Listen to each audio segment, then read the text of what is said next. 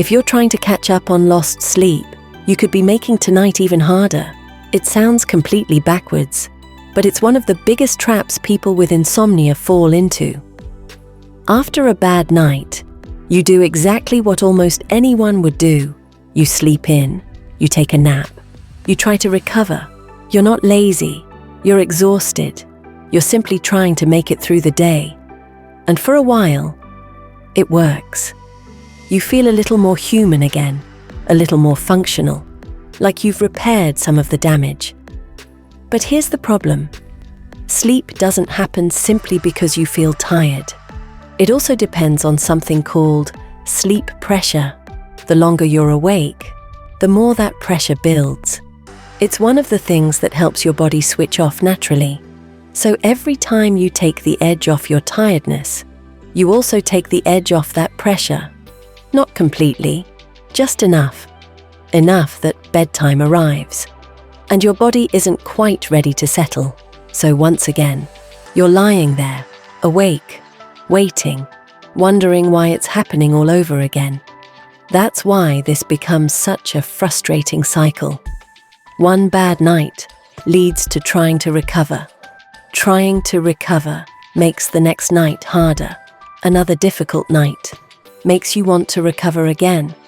Before long, it starts to feel as though your body has forgotten how to sleep. It hasn't. It's responding to a pattern. And the good news is, patterns can change. While writing Break Free From Insomnia, this was one of the patterns I kept seeing again and again. People weren't making mistakes because they didn't care. They were doing what seemed like the obvious thing. Unfortunately, sometimes the obvious thing quietly feeds the cycle. Once you understand that, you stop blaming yourself. And that's often where real progress begins. In the next video, I'll explain why insomnia can begin to feel permanent, even when it isn't. Before you go, I'd really like to hear about your experience. Have you ever tried catching up on sleep after a bad night? Did it help? Or did it make the next night even worse? Tell me in the comments. I genuinely read every one because your experiences often become the inspiration for future videos.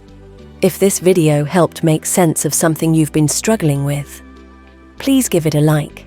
It helps YouTube put this information in front of other people who are lying awake wondering what's wrong with them.